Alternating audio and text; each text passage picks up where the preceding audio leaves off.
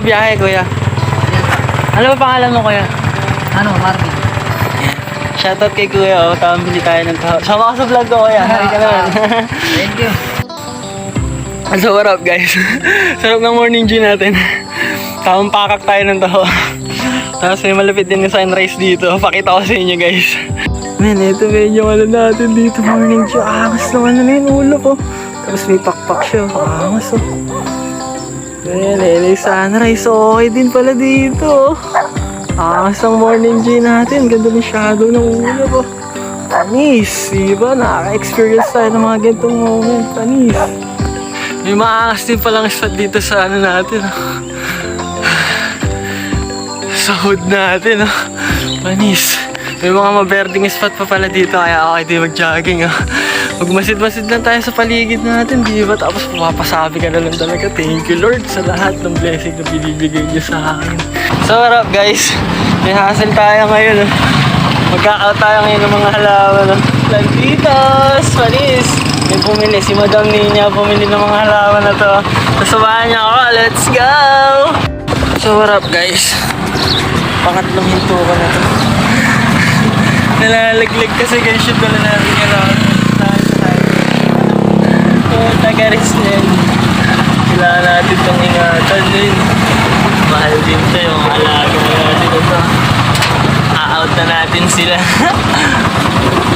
Bibigay na natin sila sa may paga nilang may-ari. Napay na sa atin ito ni Madam Nina lang. Shoutout sa'yo nang. Ito na yung mga alaman mo. Di ako makapagmabilis. Magtatakbo naman na ng tricycle.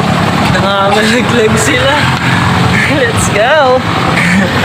Rin, legit po taeres yan. Panglimang stopover ko na. Nalito na pala ako sa talay ng bagbag. Legit talay. Ayos na natin ito. Lalaglag na naman sila. Kailangan natin ito. Malaking halaga ito eh. Madaming para kumita tayo ng pera. Tataka ako sa iba, bakit gumagawa pa ng masama? Nagnanakaw, nang-hold up. Madaming paraan para kumita tayo ng pera sa malinis na paraan, di ba? Kung iisipin nyo lang ng gusto. Kung iisipin nyo ng gusto sa Gedli, madaming paraan para kumita ng pera, di ba? Anis! So tara, diyan ulit tayo. Tayo yan nalalaglag. So harap guys. Finally, andito na tayo sa may paghahatid na natin ang alaman. Ayun yung mga plantitos natin.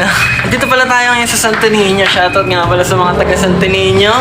So andito tayo sa lumang bahay nila. Lola Lole, ito. So nire-renovate na to. Bukas. Ito nga pala guys yung ginawa natin ng art to.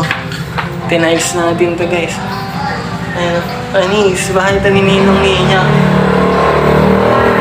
Shoutout nga pala kay Ninong Tokso. Mas mga art na din.